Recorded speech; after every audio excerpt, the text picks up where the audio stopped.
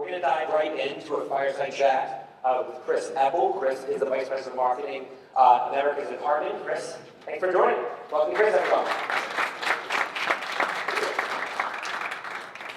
So it's nothing like walking in a room after Will I Am and then watching all the chairs be taken away for your speech. It's a very demotivating feeling, but very excited to be here. Thanks for having me.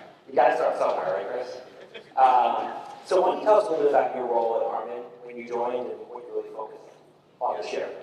So I've been in Harman about 6.5 years. I run marketing for the Americas, so North, South, and Central America. I actually like your second to last slide. We talked about really understanding the consumer. So much of my job, when my team and I are doing it right, is when we're thinking about consumer first. Obviously, like when I got there, it was 6 years ago, it was like millennials, right? It's all about marketing to millennials. And then we're obviously now thinking about Gen Z and now frankly Gen Alpha, right? So we're really trying to understand behaviors and needs, because you don't just launch products, right? You launch what consumers need, and that's what leads to success. So I'd say we spend a lot of our time, listening. Yeah, it's interesting. There's a distinction between the generations. One lens I like to look at is that millennials were the first generation to grow up with the internet in the household. Gen Z was the first generation to grow up with a mobile device in the household. And now Gen Alpha is going to be the first generation to grow up with AI in the household, which is really a whole different kind of lens on the world. But when we talk about Gen Z, I guess what are some of the trends you see within that generation you have your eye on relative to your products? Yeah, so by far and away, the most important thing, actually, to dovetail what you said, is being able to have what you want when you want it. So for us, personalization is a major focus for us, because you can get a headphone anywhere, right? You can buy a headphone speaker anywhere, but how do you get one that is suited exactly to your need, your fit, the color you like, expresses who you are? Typically, if you think about a speaker, we say there are a lot of black boxes, or just a box, or a tube, or whatever. But now we're spending a lot of our efforts in terms of making them where you can design it, you can create what you want. We have a product now called the Tour Pro 2 that we launched last year, where you can actually, on the case, so it's a true wireless headphone, on the case you can customize how you like to listen to music. Are you a gamer? Do you want that gaming frequency? Do you like the cinematic sound? So you can literally customize everything about your listening experience on the case. Because again, this cohort, this world now is give me what I want when I want it. Yeah, so maybe to help for the audience, we zoom out for a minute and just talk about Harman's business, what are the different product lines the company has, and what are some of the faster growing areas that you're focused on? Yeah, so Harman, obviously a consumer electronics company, we actually call ourselves the house of brands, because you can't go buy a Harman, right? It's a Harman Kardon. You can go buy one of our brands. JBL is one of our brands. Mark Levinson, Rebel. We got 11 global trademarks. For the purposes of North America, JBL is like 90% of our sales. So we really focus our conversations on JBL. But as a business, with those brands, we've got an automotive division. So when you go buy your car, they upgrade your sound system to one of our brands. We have a professional audio division, so when you go to an arena, and those big speakers, or a bar, or a movie theater, those speakers. And then we have a cloud-based services group, and then obviously my world is consumer audio, which is a significant portion of our focus. Got it. And then, so you were talking about kind of customization of the headphones. Are there any other areas that consumers are particularly interested in within that product portfolio this year that you focus on? Yeah, I think, and kind of you're talking about like a post-pandemic world. I think people were really excited to celebrate life again. So we're seeing, so we actually, there was a very small category called party box speakers. We've since made it a very big category. They're speakers that really are, as the name says, it's a party in a box. It's got a light show, it's got bass activated lighting, it's got wheels, a handle, it goes with you everywhere you go. And it's really exciting to see, so obviously we're not sitting in a world of at home anymore that we're out and about, as we are today. Those freezing things. But it's so cool to see that there's this excitement to celebrate being out, and we're seeing the growth of this product. We frankly do almost no marketing behind it because it sells itself. Just put the light show on, and we're like, I want one of those. But I think it's really a behavioral reflection of being out and celebrating life. Yeah, and as you probably know, on Amazon, on Prime Day, Bluetooth speakers are always one of the top selling things, and they're selling no-brand, $20 products, which for a lot of consumers does meet their basic needs, and then you have more of a premium brand. Given, I guess, that dynamic, what are you doing to actually build a brand? Because ultimately the brand obviously has the quality behind it, but they need to believe in the brand to say, I'm going to spend $100 on a sneaker versus 20. So how do you look at that strategy in terms of maintaining the premium aspect of it? Yeah, and actually compounding that, one of our reasons for success, 75 years of audio, winners of Grammys and Oscars, like it's a brand that has real credibility in this industry. But when you're talking to Gen Z, saying it's been around 75 years isn't that exciting. They're like, great, so it's my grandpa. So it's a weird dynamic and a line we have to kind of toe.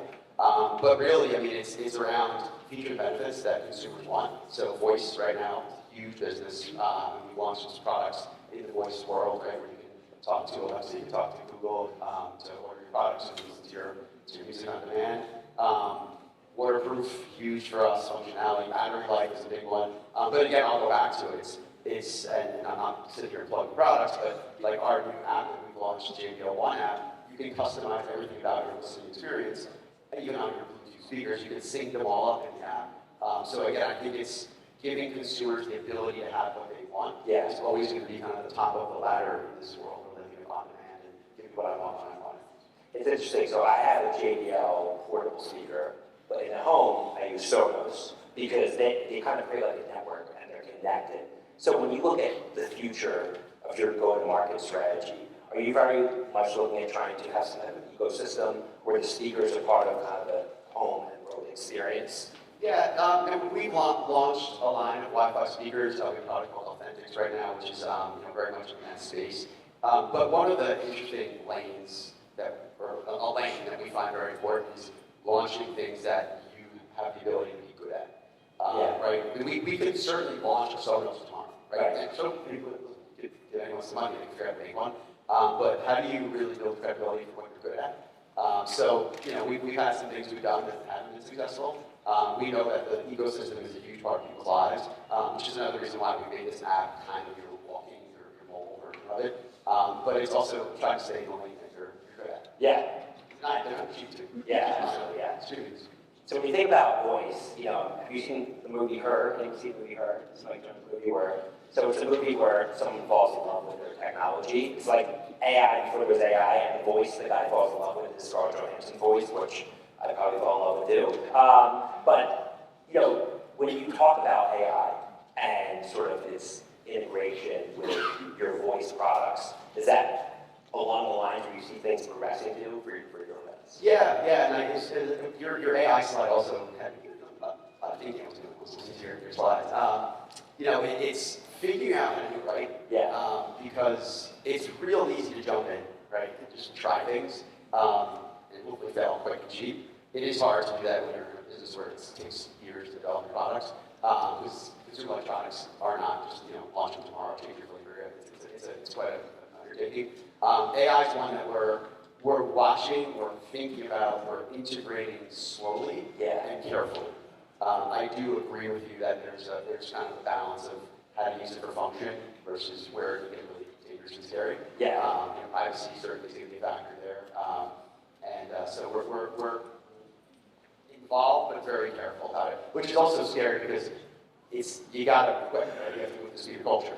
And it's hard in an industry. It's one of the challenges we have, frankly.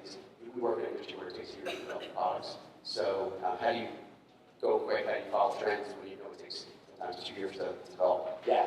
So we're here at CES, and obviously you're overseeing JBL, which is a huge brand in the audio space. And CES has changed over the years. I first came to CES 15 years ago. It was actually all consumer electronics brands.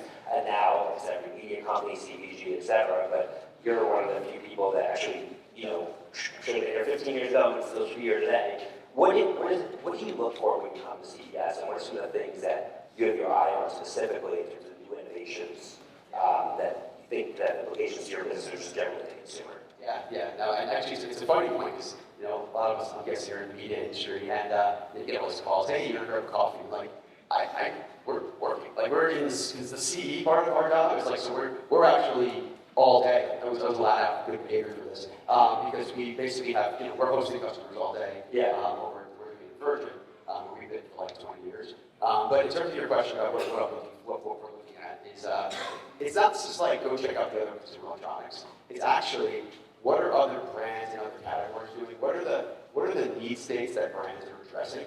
And are those things that still help service what our consumers are looking for? Because at the end of the day, there's probably some overlap consumers. So I'm really just looking at what need states they're addressing, more than like, oh, what color is the new, or how many megahertz is the new speed developing. It's not just like tech versus tech. It's actually not just tech versus tech. So that's kind of where my head is and eyes are when I'm out here. And are there any new need states that you think you see emerging? Obviously, we see a lot in the auto space with, electric vehicles that we have for quite some time. Sustainability is a big focus. Any other areas that? Well, those are big ones. And again, automotive is a huge part of our business. We have a technical space for that. I think certainly, I can talk about that one for 1 second, which is on demand. What is the car experience, the cockpit experience, driving, sitting traffic? Like, how do you make the most use of that time outside of the obvious being careful and looking at the road ahead? But like, how can you, think about a couple years ago, all of a sudden you're like, wait, my cockpit is reading my email. This is like amazing, or my text. So how can you make the most efficient use of your driving time? Huge for our automotive side of our business. And again, for us on the consumer side, it's how are you able to, in a world where you can't just like make a change to your product without years and millions of dollars in capital, how can you create the best experience for the on-demand consumer? Yeah, one other point I brought up was just retail media, the retail landscape in general. What is your retail footprint like, and what is your strategies within that retail footprint to gain more share of shelf and share of attention? Yeah, well, interesting. So from the pandemic, we were like a pretty good e-commerce business, pretty good, not great. It forced us, probably if you are everyone looking positive outcomes for something like such a horrible time in our lives, we got really smart how to do e-commerce. Because obviously, and then working with our retailers, like we were the brand you went to Best Buy and just bought it, right? And so how do you create the best experience? And and with that, it's no longer just blasting you 20% off. It's really creating a story arc with you. So our best content, I think our best selling strategies when our content is actually going to be like, oh, they're selling something. I didn't realize that. But we're creating content as a result. So an area we put some quite a bit of emphasis is influencer, but also retail influencer. So Amazon's an influencer, Best Buy is an influencer. So you work with them directly, you work with Amazon Patent, right? Which is another form of retail media. Exactly. And if anything, Gen Zers don't, they're not watching TV, they're not looking at 30-second ads as much. So how do you create it where they're looking at content, they're looking on social, they're looking on YouTube, and they're like, oh, this is cool JBL stuff. Oh, and that's actually an ad for a product. That's kind of the reverse of selling. So when you talk about those stories, you're looking at use cases and just different types of functionality on the product, you can kind of weave into some type of story arc as entertainment. So actually, an example of something that we're particularly proud of that we've just done recently. So True Wireless is a little buzz, right? And there's a brand out there that I'm sure you all know, it's white. And never heard of it. No, it's a small brand, it's a fruit too. They're almost synonymous with the category. So one of the areas when you look at kind of profit and stuff, like this is a highly profitable category. So we really said, how do we put a concerted effort around True Wireless headphones? And by the way, those things are really hard to market. They're really cool. So what we did was we created a campaign, which I will tell you to this day is the scariest thing I've ever worked on in my life, because it was creating something so different. Our kind of rally cry was stop the scroll, right? So you're kind of flipping and you're like, this is the thing that's going to make me stop for a minute and engage. So we created this ad where consumers put the product in. It's JBL makes earbuds for everyone. You could Google it or go on your browser and look at it. And the idea was when you put them on, your ears actually got really big, and it allowed us to then actually market products that were that big because it created this experience, and the audio was so great that your ears actually grew. And it created something that it's so eye-catching, and it's such stopping power to it, but it was so scary, like create this like weird version of people. Right. So it was like a Snapchat filter. Yeah. We launched a filter in social for that reason, so you could put up and create some videos for you. But the idea was that it's JBL makes earbuds for everyone. ONE is underlined. And the reason why is some of those other brands, the ones we're not mentioning, this is the color, this is the size, take it or leave it. So like a lot of consumers are taking it. But R1 is your ears are different than my ears, your color palette is different than my color palette, how you listen to audio is different than how Customization. Yeah, customization, but it's addressing it. But I want one that's waterproof because I'm a runner. You might want one because you're an audiophile, you want high-end music, you want really good noise canceling, right? So we have, admittedly so, a lot of products because we're trying to create what everybody wants. So it's the O&Es for every one of you, so one-on-one. But it was, again, Sierra's campaign is a little brag. Shout out to Denise over here on the team who was a really big part of it. Was the day after the launch of the highest traffic day we've ever had in our history. We're seeing incredible growth of anything, not on the premium side, which a lot of us right now. So we're selling about $20 speakers. So it's really done everything we get hoped for. Add to carts was the highest we've ever had. I mean, people are going in, they're adding these products to their carts. So it's just been a really successful, but like scary type of campaign. Yeah, for sure. It'll make people look really odd. When you see it, you'll understand. So wrapping up here, in order for you guys to be good at your job, you need to understand what's going on in culture with the consumer. What are some ways that you do that you're able to kind of keep in touch with all the changes that are happening? Yeah, no, that's a great question. So we all have the crap we have to do during the day, right? It's I think when we're most successful at our job is when we're listening. Yeah. And we're stopping, shut your email off and just listen. Just try to figure out what consumers are doing, what platforms are. So like I said, when I walk around CVS, I'm not looking at the new innovation, I'm looking at the state they're delivering. So really, what do consumers want? How are they behaving? And then how do you serve that need through your products? So I'd say that when we're best at our jobs, when we're listening, and then secondarily, it's certainly my capacity for 16 countries, 3 languages. I don't know anything, right? I can't tell you what's happening in this country or this language or this culture. So it's really using the value of the people on the team that hopefully are, doing the same, listening, tapping into their respective areas of expertise, and then listening to them. And I the story I always, it's a year-old story I love to tell.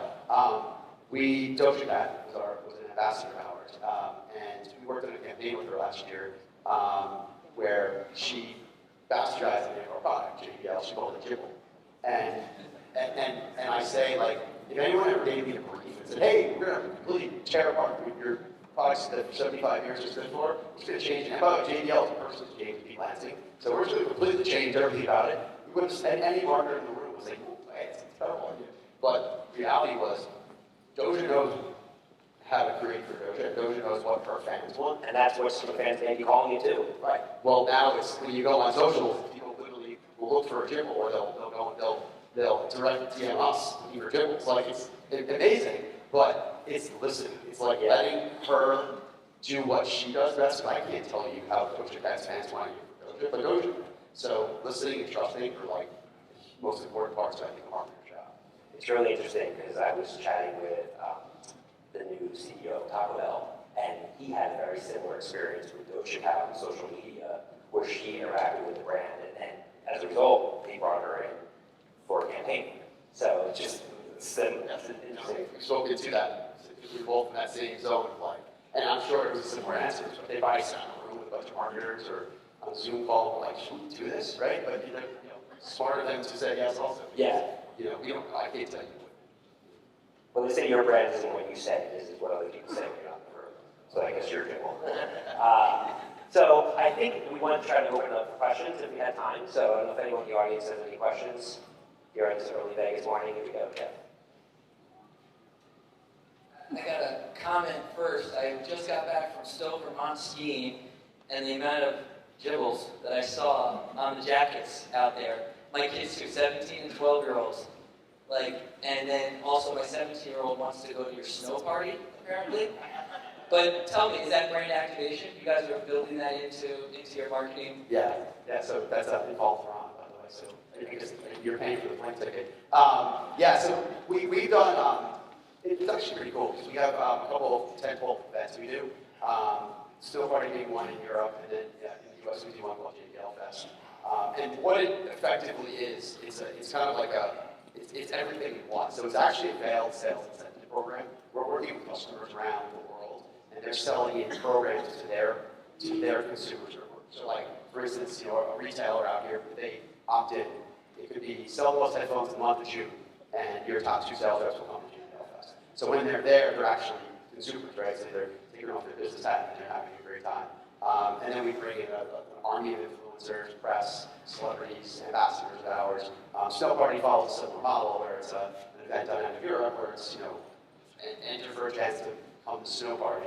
In that, you get, right, opt-ins, your emails, you're doing kind of all the basic things you do as a marketer. But then we create these massive events like Snow Party and JBL Fest. But yeah, that's a good one. They're fun events. Awesome. And it's also, it's a new and different way to use ambassadors, right? Because it's usually like, 3 appearances, 160-minute press interviews, it's such cookie cutter stuff. When you go to an ambassador and you say, hey, or a potential ambassador, you say, oh, you're going to perform at this, very unique brand event with this person, they're excited about that. So it's a way to actually help sell in or to ambassadors to work with us. So yeah. Hello? Okay. Brian McGurk with Stingray Audio. And as you look at self-driving cars coming onto the mix, how do you consider changes in your products and how consumers will interact? Yeah, it's still mind-boggling to see self-driving cars. Our automotive division has a ton of engineers who are both working on thinking about that. What I think one of the things it does, kind of what I said before, is it creates a more efficient use of your time when you're in the car, not driving, obviously.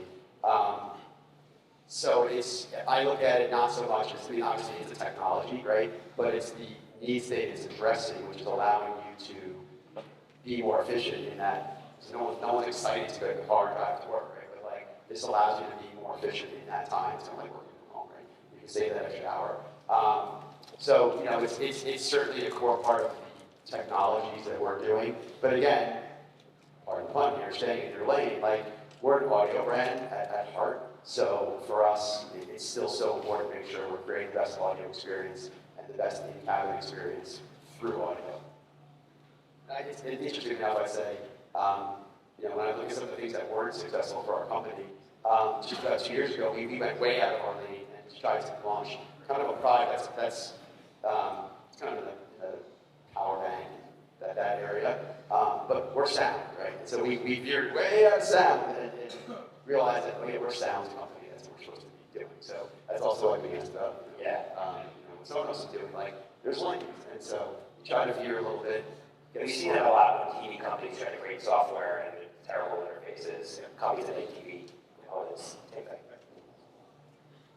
Cool. Just one quick question for Matt.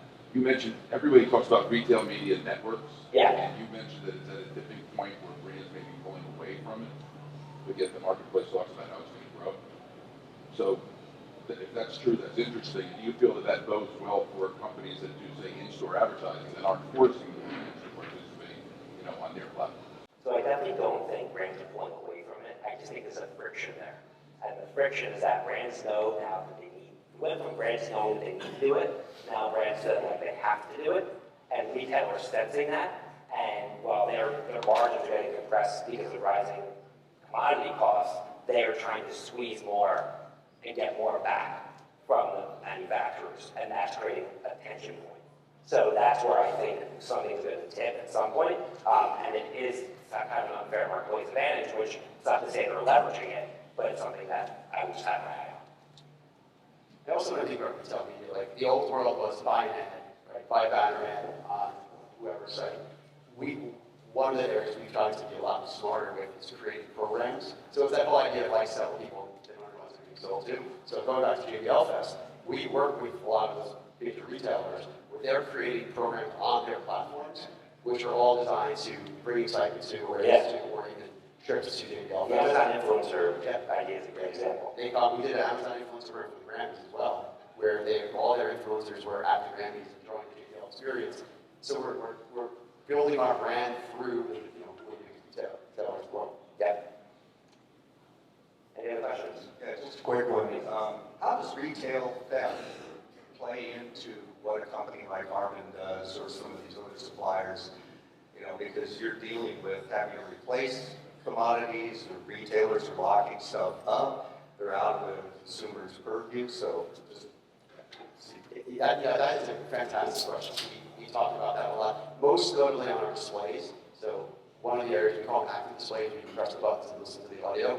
Those walk. They happen in Athens, right? So, and then do you want to put a big chain over it? Like, no, that's a terrible user experience. We have that debate a lot with some of the big box unnamed stores, where they'll use a card.